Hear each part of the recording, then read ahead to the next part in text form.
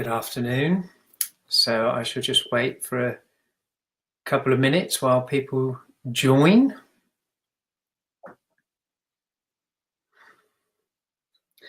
Good afternoon already to a few of you who are in and joined.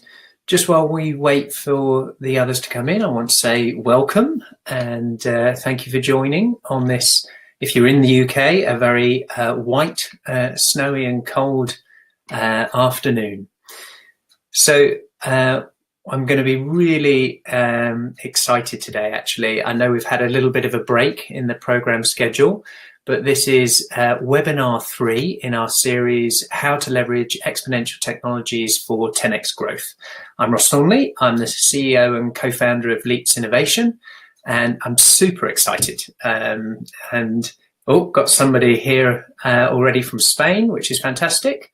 So I'm going to take us through some of the ground pieces for the webinar.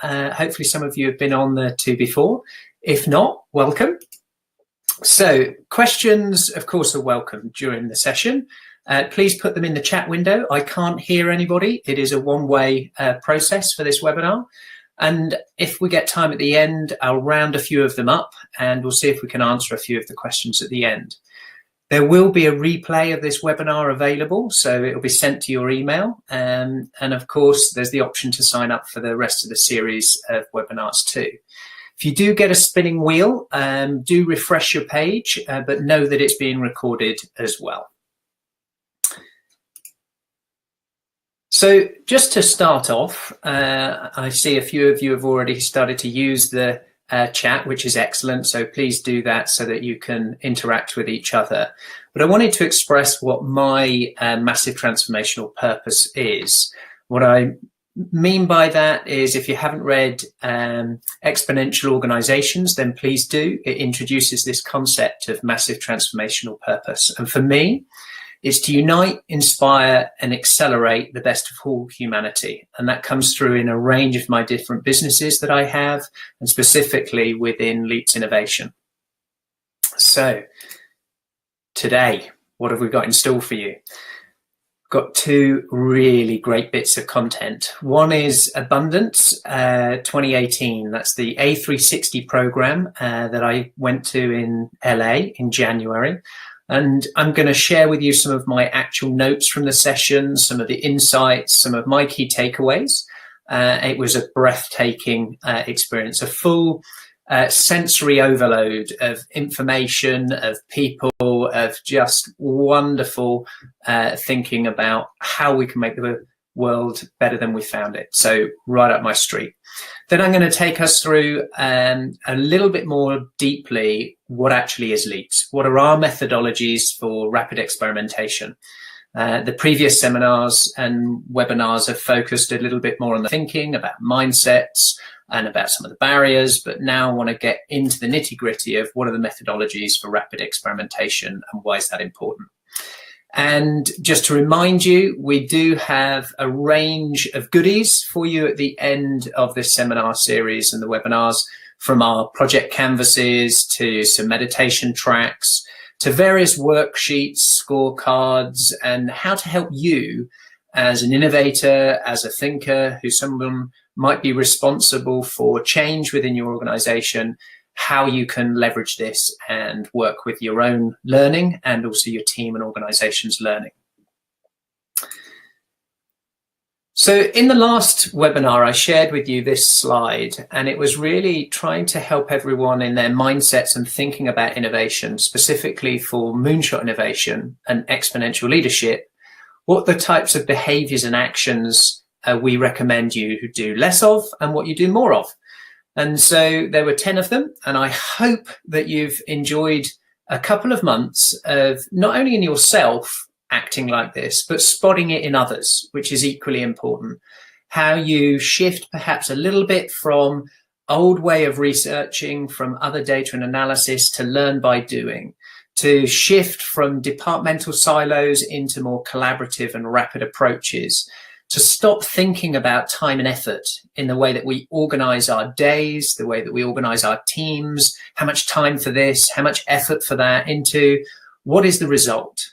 and we're measured by our results and outcomes so that we have freedom to be more experimental and take more risks. So I hope you've been enjoying living these mindsets and some of these behaviors and actions. So getting straight into living in these exponential times, which I've talked about in a whole variety of my talks around the world, but also in the previous webinars, wanted to share with you A360. I'll give you a little overview of what is it, and Peter's 8 trends. I'm going to share a very consolidated version of that. I feel very privileged to be part of that community, and I just want to take a little moment to offer my gratitude to Peter Diamandis and Marissa and Bree and the whole team that put on this amazing organization and experience. So what actually is A360? It's a group of people where we start to get to understand cutting edge technologies, these exponential technologies, how and what is coming over the horizon, so that we're more prepared as a group of entrepreneurs and CEOs for what's coming. And as I said, I feel super privileged to be involved. It's quite a rigorous process. Less than 1 in 10 who apply actually are admitted, and it's closed and maxed at 360 people.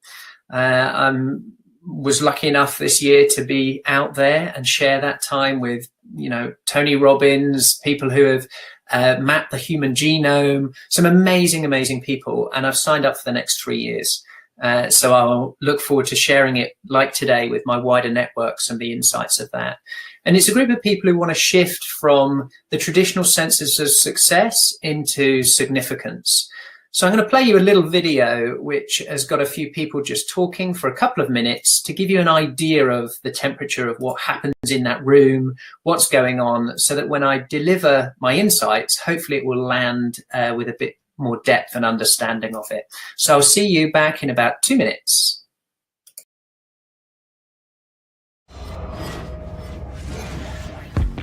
Welcome to Abundance 360. I'm on a 25-year mission with you. And again, it's how do you make this usable? This is the most important event that I attend every year. I feel empowered. I feel that the world is going to just get better and better. I've never had a $1 trillion idea that I actually thought would really be a $1 trillion idea. It's like, where else can you go to get that? I learned more about data mining in 2.5 hours than what I've learned in the last 5 years, and I'm leaving here with some pretty exciting things on the table. Just by your presenting this material, you're speeding up the technology. The man sitting beside me before lunch already had something up on Experify. I believe this is the kind of assembly that drives the collaboration and cooperation between individuals who under other circumstances probably wouldn't get together. And it's actually dangerous, I think, to not be here. There are a lot of companies that are going to be out of existence simply because they're not sitting in this room. Any new possibility has to have a thought leader that can articulate that future and be a living example of that future. What I really loved is just the way you walk the talk. I mean, you have you have your hands in so many different pies, and you have so many different teams showing up. I love just the reminder that when you become data-driven, you take the politics and the emotion out of decisions. I don't know what scares the hell out of me more. What I don't know, I didn't know, and now I've just got shocked today. Or what I now see is the opportunities of how much more you can discover. You know, it's really interesting. It's more the environment that you create here than it is any specific initiative that they're going to take. By coming to the event over multiple years, it provides you a way to have a report card on what you achieved or what you tried to do during the last year. The same tools became richer. Because as a marketer, I'm not a technical guy. Where I do see an opportunity for people like me is in those interface moments. After about a minute, I felt like I was actually there. So it was a very useful experience. I pretty much spent my last 2 days, even though I was supposed to be working.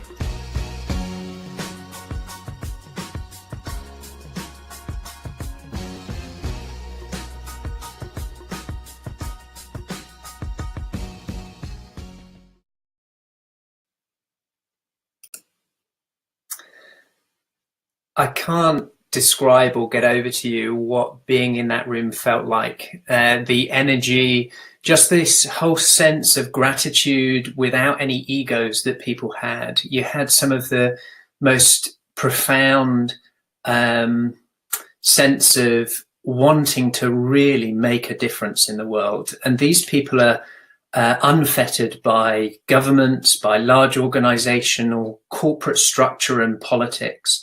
They're people who are going to get things done, who are actually making change happen for the better. So it really felt a privilege to be there. So with thanks to the team again, I'm going to share with you some of the headlines of those insights and trends. Now, I'm going to go through this quite quickly. There's a lot of information here. So in the replay, feel free to pause it at any time and really take that in. So communication abundance, what does this mean? The headline for me is this shift of who is connected, who has access to contribute and be part of that communication and conversation globally. So last year, we were at about 3.8 billion people that were connected via the internet.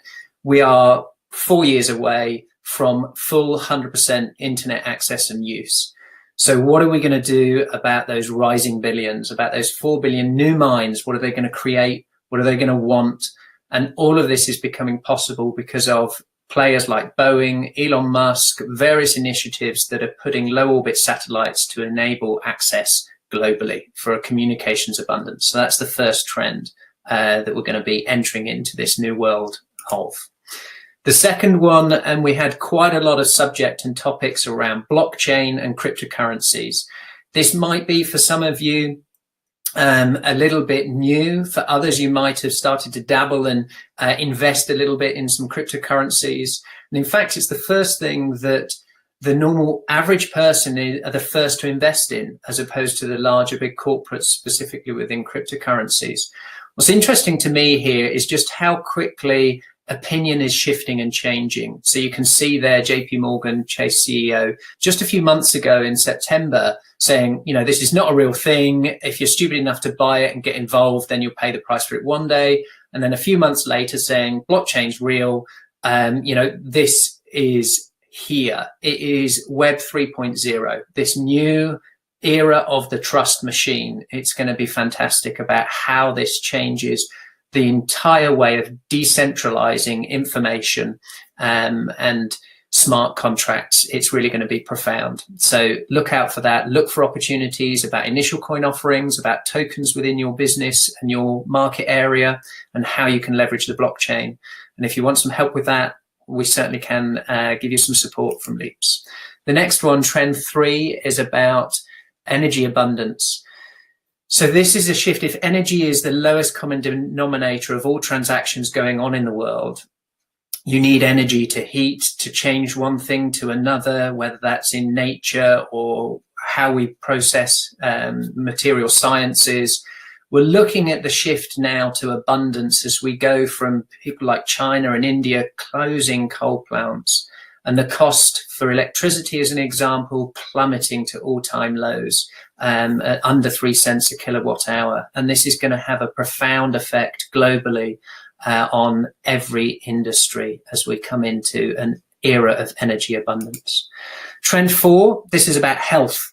We're going to extend our healthy lifespan way beyond 120.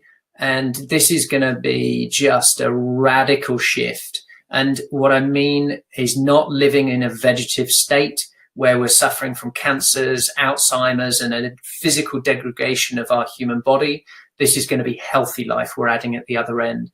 So whether this is things like the human brain implants to improve our memories, to AI being used to help with medical consultations and video chat, it's going to be accessible in areas in the world where it never was before, which is fantastic because we're all about closing the gaps between societies, geographies, borders, and access to an abundant world and an abundant life. Trend 5, and this is a big one for this year.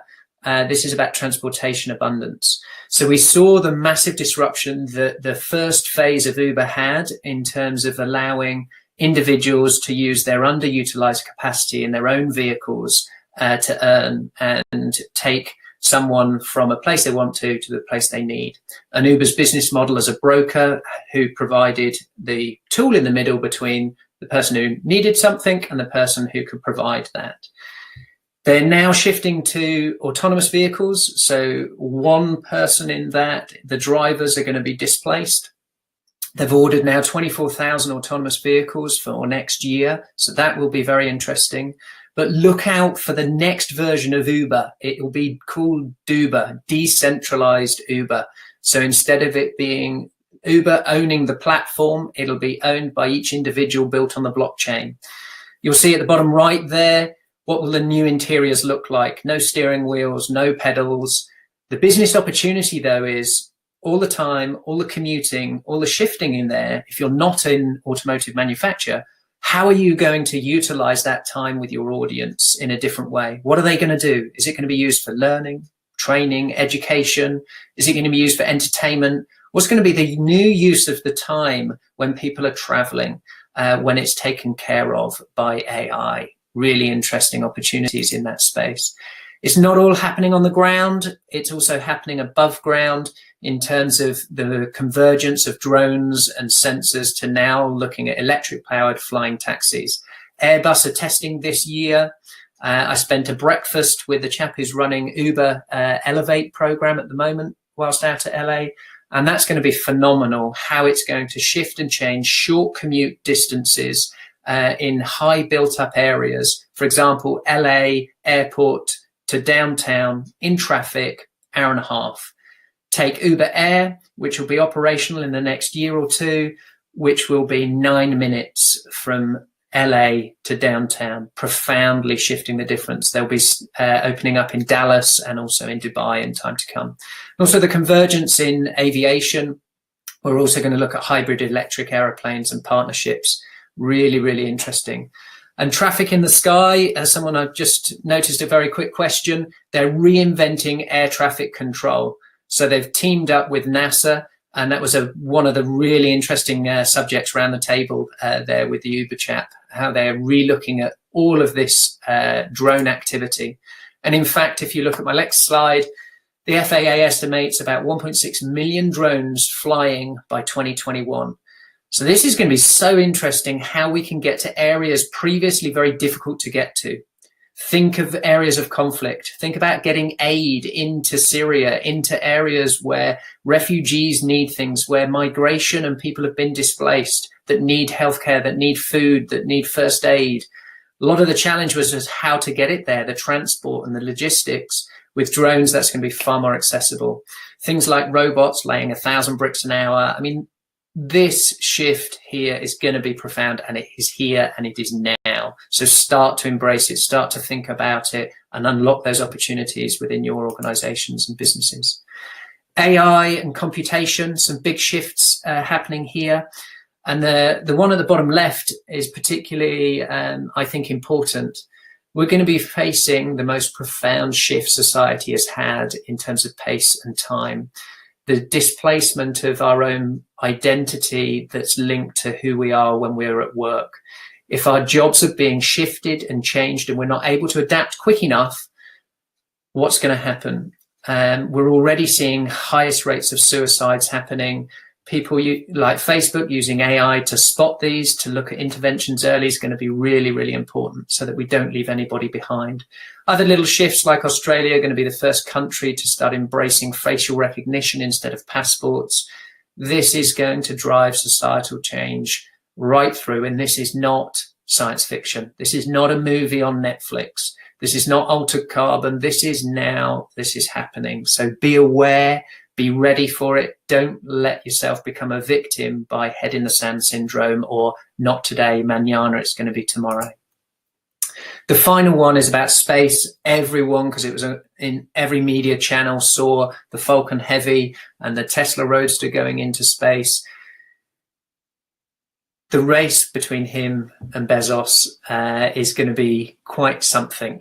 The tourism flights for next year with Blue Origin and landing on Mars in just a few years away. we are living in a movie, and this is just going to be amazing. They're estimating, Morgan Stanley, about $1.1 trillion value business in space. That's just in the next year or so, and it will be growing exponentially. So what's really important from, a couple of those trends, I wanted to share with you something quite unique.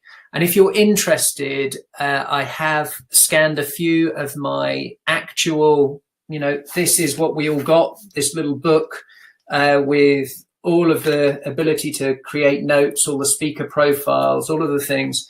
And I've scanned a bit of the content. And if you're interested, please just say so in the chat and we'll send out a PDF of my actual notes. I'm not going to take you through each and every section of these things. I'll just whiz through them on screen at the moment. But these are just my scribbles, my actions, complete with loads of spelling mistakes. I'm sure it was never my strong point.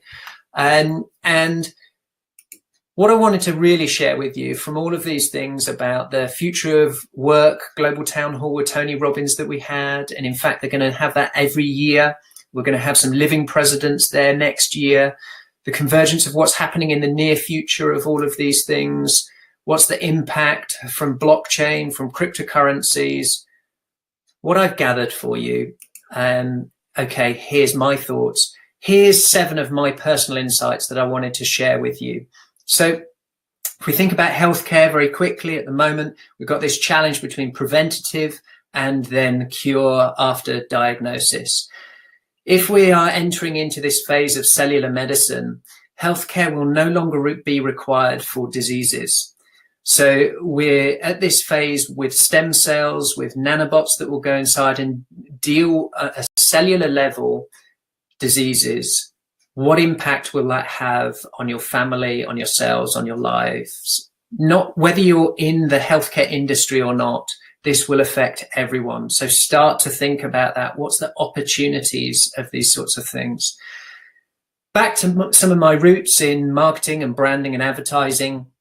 We always talked a lot about human-to-human connection and how do we understand the personas? How do we market to them? How do we know what their trigger points are?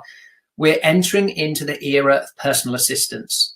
Alexa, Google Home, on our mobiles, Siri, all of these things. Our conversations will shift naturally to have with personal assistants and AI. In the same way we shifted from writing letters through to email, through to then Skype and Zoom and these sorts of things, we will have that. So how are we thinking about advertising to AI and not humans so that our services, our products can be picked up through recommendations, through various bits when we interact, when we shop, when we look for places to go with a personal assistant? That will be very, very interesting. A couple of others that I want to pick out from this list. Rival theory, that absolutely fascinated me. So AI has been historically trying to create interfaces that act like a human.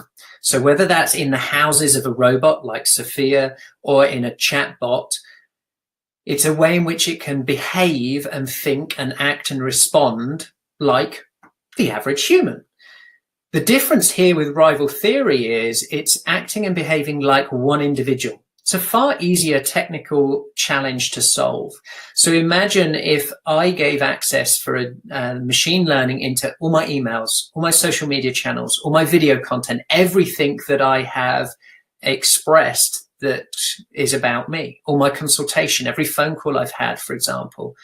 What that means is at the moment, if I wanted to have a relationship with each and every one of you and have a conversation, I can only do it one-to-one at a time. So therefore, I'm limited until I can clone my physical body, if and so I choose or wish to. But what if AI was able to have that conversation on behalf of me, respond in the same way, think in the same way, and then collectively have 1-to-1, 1-to-10, 1 to thousands, 1 to infinite number of responses in the same way I would respond. And equally, I learn every time I interact with somebody. If that AI is learning every time, it's getting better and I can learn from it as well. So rival theory are doing that. Virtual AI versions of individuals. So very interesting, profound opportunity there. And I talked about Uber's next phase. This thought of put an E in front of everything a few years ago, because that was electronic, and if you're Apple, it was I. We're going to start to see D in front of things. So they're coining things like Duber, which will be the decentralized version of Uber. So users and people will own the own system because it will be built on the blockchain. That will be another profound shift of those sorts of things. So there's a couple of other areas. If you want to ask me about any more of them that I haven't talked through, then please do so either afterwards. Until I get a rival theory version of me, you might have to bear with me about how quickly I can respond, but I'll do my very best of those things. So what I wanted to do with all of these things that we learn about technology and about our expertise that we gather throughout our careers is this sense of what does it mean for our own massive transformational purpose and our purpose of contribution. So I see the world's biggest challenges are the world's biggest opportunities. The UN's global goals and the Sustainable Development Goals have 17 of them. And I believe that exponential technologies are really key to solving these. So it's not just about technology for technology's sake or technology companies. It's about how will that leverage no poverty? How will it leverage zero hunger? How will it help provide better education to children? How will it improve clean energy? Those are the things, and we call it inside Leaps the world's to-do list. So we're accelerating those solutions to the world's biggest challenges, and that's what motivates us. So with all of this abundance of information, of technology, of ideas, I'm sure you've got lots of ideas that both individually you think about, and they're very abstract. Your organizations and team have ideas, have lots of information. What comes next? And in the last webinar, I asked some of these questions. How many experiments are you doing? How many new propositions or prototyping or testings are you doing every month? Is your business model right for the future? Where are those breakthroughs going to come from? And very importantly, do you have the right mindset for innovation? Innovation in an exponential age. And I'll cover that in a little bit of a moment. And how do we do more with less? And less can be defined as less time, less resources, of money, of all of these things. How do we make sure we're doing the right things and do them well? So I want to just shift over to the audience a little bit and ask a quick poll, if I may. So you'll hopefully notice this pop up. And I want to get a sense of how many ideas or propositions are you going to or would like to prototype and test this year? I know we're just at March the 1st, but if I give you a couple of moments to see, that'd be just really interesting to get a sense from the audience, if you can just respond to there.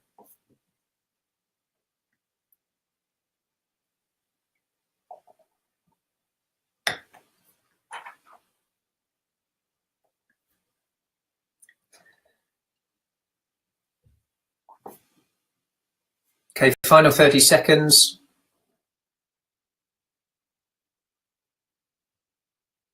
Just to make the vote. 3, 2, 1. Okay, I'm ending there. So the just over 70% of you were 5 or less. So every couple of months to 1 a year as the kind of range of how many new propositions or things you'd like to test and experiment with. So that's quite interesting just to get that sense. What I want to take you through now is some of our methodologies for this phase of rapid experimentation to try and encourage you to take more experiments, diversify the thinking, and then know where to pivot and where to focus your resources on. So LEAPS is actually an acronym for those of you who haven't engaged with us very much before. And it's these 5 phases of landscaping, envisaging, so that's where you come up with the solutions, agreeing, one of the hardest parts, working with teams, even working alone, agreeing with yourself, the person in the mirror. What are you going to focus on today, tomorrow, this year? Prototyping, what's the impact of that, and how we can prototype beyond our traditional thoughts of whether that exists just in software or in products. How will we prototype things that don't exist yet, things that are ideas. How can we get those into a way that we can then screen them with the right individuals, and really early on, before we've made too many decisions? And I'm not talking about traditional market research senses in this way. So I'm going to take you through some of these pieces. And for us, innovation is not an event. It's not something that you go to. It's not a place. Many organizations in the last decade or two have said, oh, we've got to have an innovation lab. That'll do it. There we go. Put some bean bags in, get some nice things on the wall. It is a process. But more importantly, it's a process that, in my view, is enhanced with the right mindset. And really, if we're talking about moonshot innovation in exponential times, it's about small, committed teams that can achieve these massive breakthroughs if they're supported in the right way. So the governance and control and some of those immune system responses are really important to understand how we make these profound, massive changes in innovation as it leaps forward. So just to not play too much to something that is still important, but not an area where I don't feel a leap is necessarily important, or many organizations struggle with. And that is this concept of 3 horizon thinking is in horizon 1. This is where operators extend your core. It's done a lot of the drivers are through analysis and data. And you'll be doing that by looking for efficiencies, productivity, workflows, those types of areas to extend the time period at which the value is generated from that particular core offering, idea, concept, product, service. Horizon 2, that disruption point, that's coming a little bit more from an experimentation and exploration area. And so H1 is often a bit obstructive to that. In terms of the horizon 1 thinking people, they see, no, that experimentation, that's not right. We need to focus in on analysis, on data, on efficiency, on productivity. That was fine in a linear world. Then when we shift all the way to horizon 3, where most organizations struggle, this is imagination. This is creativity. This is visionaries who are creating viable visions of the future. And what's possible now with exponential technologies is the time scale is shrinking for when that can happen. So the new disruptions that are coming from Horizon 2 and Horizon 3 are happening much faster. This is where we're getting the displacement from startups and things. So I want to get that really landing for you about where Leaps is. It's making that leap of faith into exploration, experimentation, and imagination. Really, really important areas for the survival of any business. Got another short little video. It's about 2 minutes for you, and it just describes a little bit more about what Leaps is, what its background, and some of the market context. So I shall just share that with you now, and I'll see you back in another 2 minutes.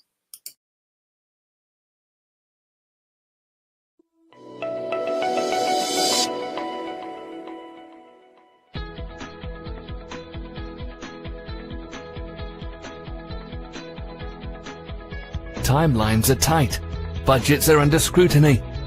New ideas take too much time and money to validate. Studies suggest only 3% of UK businesses can progress an idea to market in under 6 months. 69% of businesses take at least a year to prototype an idea. 40% of today's Fortune 500 will not even exist in 10 years' time. Introducing Leaps, a proven fast-track innovation program designed to create, prototype and test a new concept in under 1 week.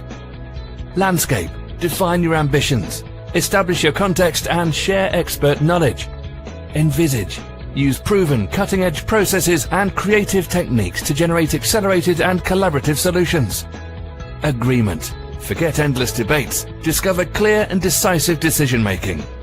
Prototype, develop the chosen concepts, ideas and solutions into real, customer-facing, testable assets in only 24 hours.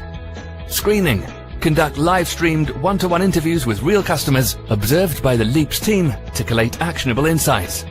Leaps is about dynamic, creative and solution-focused methods.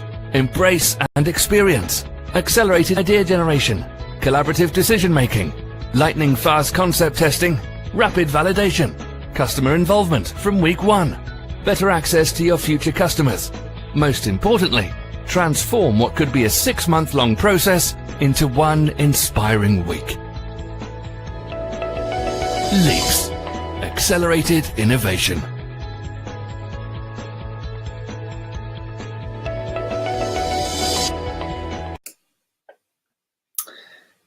Hopefully that gave you a little bit more insight into some of these phases of our LEAPS process and some of the context that exists in the marketplace for them. So to go through that in a little bit more detail, these are facilitated programs that take us through each and every phase. There's defined roles for the key milestones and key people in there and a detailed agenda. And it's anywhere between 1 day and 5 days for around 7 to 10 core people for the LEAPS process. We bring in masterminds and various other people at different points, but for that core set, you're looking at a team of 7 to 10 to take through that kind of process. What we do, and underneath that skin of it, is we have a whole range of unique sort of strategic and creative thinking tools and methodologies to start to outline what's the challenge, generate a wider ambition and a bigger thinking, really critical that we're looking at the right questions and the right challenges to solve. And then how do we unlock the best of people's brains? What's the primers? How do we break down cognitive biases? How do we leverage biases? How do we use something that we've generated called double fours for creating that? A new way of fixing brainstorming. Scientists have known for many years brainstorming doesn't work in its traditional use, yet every organization still does it. We have something called Working Alone Together, our 3-5-10 methodology. And a lot of these different things and processes, it's about knowing when to deploy it, how to deploy it, and then equally, people who've been on our programs take it back to their own teams. And we encourage that. You know, we're an open-minded, open-sourced organization, and we want to encourage people to learn and take it forward within their teams. Ways in which one of the hardest bits is around how do we get an agreement, even within a small group, which idea to take forward to prototype and test. So we're putting all sorts of primers in place to get that group used to making agreement, used to making decisions and progressing. And then the safety within that condensed process of time and only screening with 5 people allows that experimentation mindset and the imagination process to create those breakthroughs and opportunities that exist there. So if you want to know a little bit more about any of these specifics, please do engage with us and speak to us about them. It is also modular. Many organizations come to us and say, well, we've got our strategy sus, but we just need help in envisaging and coming up with different solutions because we're a little bit too in our own selves, in our own market. We need extra stimulation from other markets, naivety from interns or experts in blockchain. How do we bring those in to think differently about a specific challenge? We did something for the Dove team and it was just a 1-day piece about future-proofing their brand. And a lot of that was focusing on envisaging. And it can work over extended periods of time, but it's best to do it within 10 days so that we're not extending that whole process that every time you're meeting again, you're covering, oh, what did we cover last time? What did we cover last time? And that complete waste of time because it's all crescendoed in a short space of a cocoon. And we're using a lot of design thinking techniques and this double diamond approach where you're looking for insights. You understand the user, you start to open it out, you define things in, you open it out through your ideas and this moonshot thinking and 10x, and we have loads of stimulation process for there, being prototype driven, screening, and then you're looking at where your pivots are to learn, to scale, to change as you go through this breakthrough kind of process. So very specifically, how can these methodologies and LEAPS help you? So some of the things where you might be facing reduced and tighter budgets, you know, tighter financial budgets or time budgets. And this is absolutely where LEAPS can help. Embedding innovation culture and mindset. You might be at the very early stages of it and you're looking to get started, or you've had some successes pocketed. We can inject some new energy with our processes and tools in how innovation culture can be embedded and the right mindsets for that. If you're getting fearful or worried from the board about disruption from rapid startups and pressure to make your launches faster, if you're only going to be doing 2 or 3 tests or prototypes this year, how many are you actually going to get to blooming market? So leaps will be a way in which you can de-risk some of those things. So there's a range of them, but ultimately it's knowing when and how to embrace change is really, really important. LEAPS program and our methodologies are absolutely critical to helping and support that as you shift forward. What's the likely result that you'll have from spending a day in that process, either by yourselves or with us, or with any of our certified facilitators that we have around the world as they're going through the process? Yes, it reduces that project risk. Spending too much time in feasibility, in business cases, getting stakeholder buy-in to something when fundamentally the timing is wrong, the marketplace is wrong, the channel you're thinking to get to them is not necessarily the best one. Running rapid experiments within that before you've made too many assumptions, so you're testing those hypotheses, can absolutely reduce project risk and doing it quicker. Break down silos in terms of departmental collaborations now required. How do you get those up to speed and make sure you're getting rapid commitment, getting buy-in and follow through it? And that fundamental shift from abstract things to real things, encouraging that shift from task completion to big ambition, and getting your concepts and ideas validated really quickly. And as we know from our experience of all the projects we've done, you're looking at a good 6 months work for even some of the best and well-organized organizations within 1 week. So it's a profound impact and saving of doing that. Coming soon, we do have an online learning area for you and your team to rapidly experiment and innovate. So for early beta access to that, please email Mike at discoverleaps.com. He's one of my co-founders. He's currently based out in Valencia in Spain, and he'll help you guide some of your understanding of what the programs actually are. So even if you're interested in our 1-day programs or 2 to 4 day programs, engage with him and he'll start to work with you about the right projects, the right teams, and where they could really help accelerate the innovation and unlock it within your organization for there. So we're coming to the final sort of 5 minutes before some questions. If we've got some time at the end. This is a particular quote, and it's one that Mike found actually, and it really makes me smile every time I share it.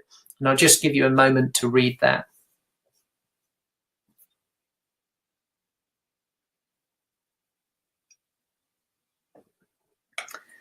So this shift from linear to exponential times, and how a profound shift of we thought things were moving fast, we haven't seen anything yet. So we're going to need to make sure we're making the right decisions, getting the right source of information. Big data is often unwieldy to then understand what's actionable insights within that. Running LEAPS programs enables fast traction and action, learn by doing. So this is absolutely the time to embrace this way of thinking and these types of methodologies. To remind you why I do what I do, and the organizations that I work with, either directly or via our partnerships and collaborations with large organizations like the UN through to early stage startups. It's to unite, inspire, and accelerate the best of all humanity. That's what gets me out of bed. That's what motivates me to do the things I do. And I can't wait to see what we can create together as we start to shift in this time. So as a little reminder, what the last 40 odd minutes of whistle stop information was, we talked about the abundance, A360 and some of those insights. Do ask in the chat if you want a copy of both this deck and also my own personal notes, at least some of them. The methodologies for rapid experimentation that we do within LEAPS. If you want to know more, again, just drop us some information and we'll do that. We do have these exclusive resources available at the end of the series, all the templates, audios, tools, and more. So we are in this abundance process to share with you. And I've got a little exclusive opportunity that I wanted to share with you. I'm a big fan of these small, intimate groups getting under the skin of the understanding and the effect for themselves, their organizations, their network, and their community. And on April the 20th, I'm organising a session at the Chewton Glen in Hampshire. It's a wonderful 5-star hotel. We've got a private roundtable in their club room. And what I'm going to expose you to is some of the technologies that are happening in the near future about longevity. And this is where 60 years old, you'll feel is 100 years old. So all of the healthy nature that people have at that age, imagine that when you're 100 or so. So this 30 plus years of healthy lifespan, what will that mean to you, your families, your business, your organizations, your entrepreneurial activities? We're going to limit that to just 16 places. It's 3 hours, 3 till 6, and it's £140 a person. We have also got a small window to get 4 virtual spaces. So this is not in a webinar sense where we can't interact, we can't have conversation. You will actually be part of those conversations. I'll show you some of the things I learned from Astro Teller, who's currently the captain of Moonshots at X, working for Larry and Sergey at Alphabet at Google. So if you're interested in that, there are only limited spaces. So email Louise at Discover Leaps to reserve your seat in that place. Chewton Glen, if you haven't been, is a wonderful experience in itself.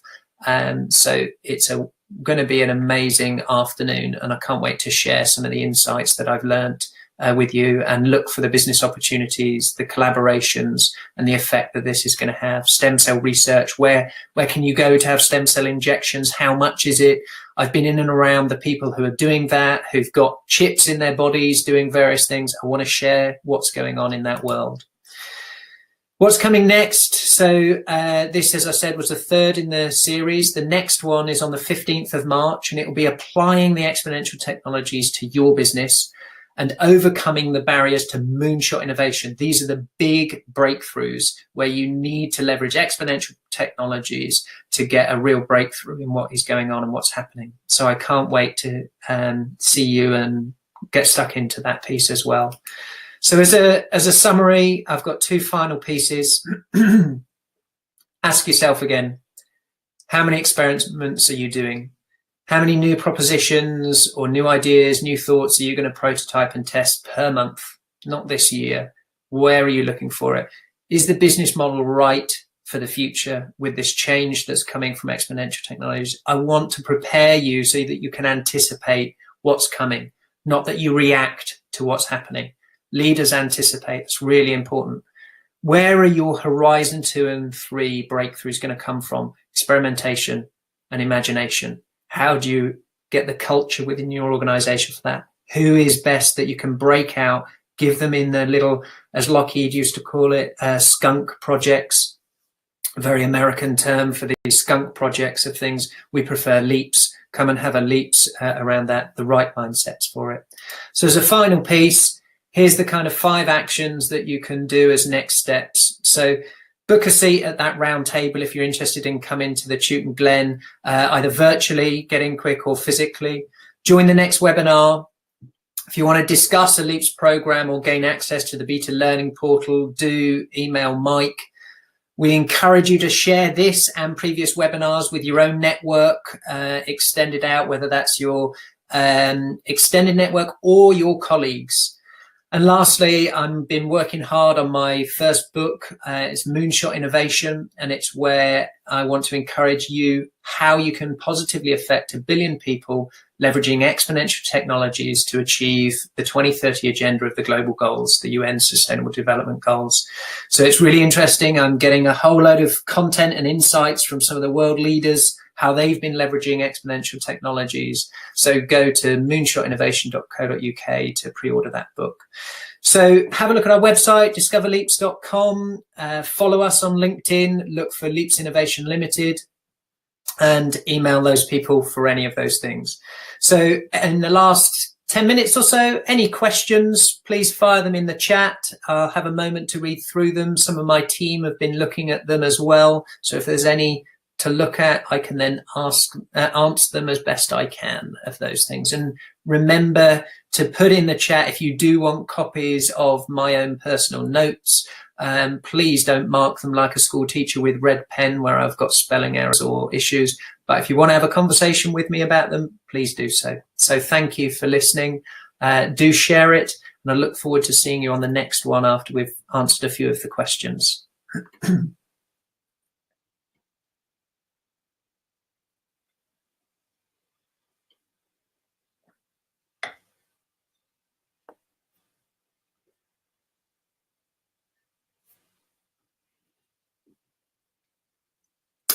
There's a question there by Charlotte, and I'm going to read between the lines about something there. And it's this challenge between privacy and advancements of society and technology around this sense of big brother and what information we give access to, and what are the ethics around some of that. And interestingly enough, the ethical discussion around the future of work, about the impact on education, on gender equality, on all of these areas is hot topic for both me and my own world, but also the networks that I surround myself with, within Strategic Coach, within A360 community. They are talking about the ethical concerns about AI, about messing with our genome, just because we can and technology allows us this. The biggest question remains, should we? And this is one of the challenges where society catching up with technology, we don't have the regulations. If we take cryptocurrencies and ICOs, it's the regulation can't catch up quick enough for how the technology and people are changing. The same with AI, a regulation and governance can't catch up quick enough. So we're in this funny phase at the knee of the curve of an exponential time where disruption is happening.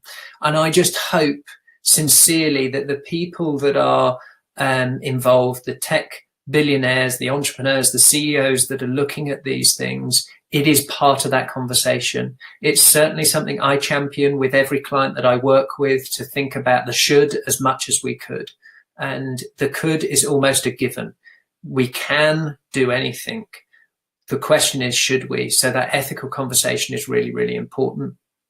And we don't have the answers yet, but the more little pilots and little experiments we can do, we can then look at what we call a futures wheel and the secondary and unexpected consequence of certain actions. Sometimes it takes generations to realize that.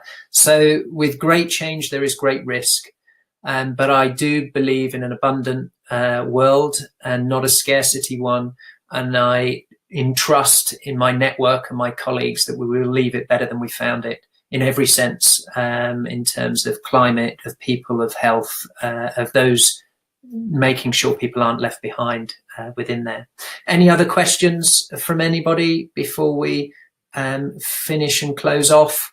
And I hope that you've all enjoyed the session. It's always great on webinars to get any feedback, ways in which you thought we could improve either the content, what you found interesting, what you'd like to see in the next ones, how you found some of the preamble to it, some of the marketing bits, anything like that. As we are building our network, as we're building our Leaps ecosystem to solve these world's biggest challenges and problems, any feedback would be really, really helpful. So please do offer us any dialogue back, would be great. Okay. I'm going to give it the last 30 seconds for anybody who does want to ask another question, and then I'll be closing off for the day. And I really appreciate you joining me from wherever you've joined. We've had quite a few different countries join this afternoon. Have an excellent end to your week. And I know 2018 is going to be absolutely superb. So thank you and goodbye. And please do share this content with your network. Be very much appreciated. Bye-bye.